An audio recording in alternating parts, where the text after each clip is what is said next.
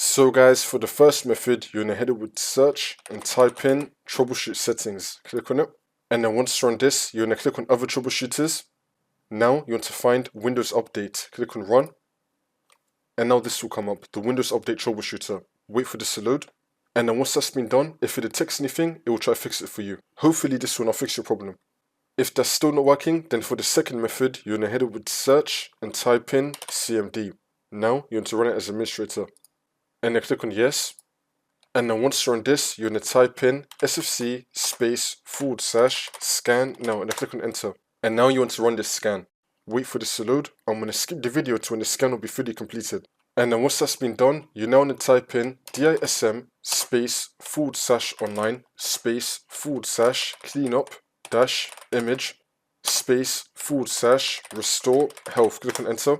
You now want to run this scan as well. Wait for this to load. And now for the last step, you just want to restart your computer, and then the problem should be fixed.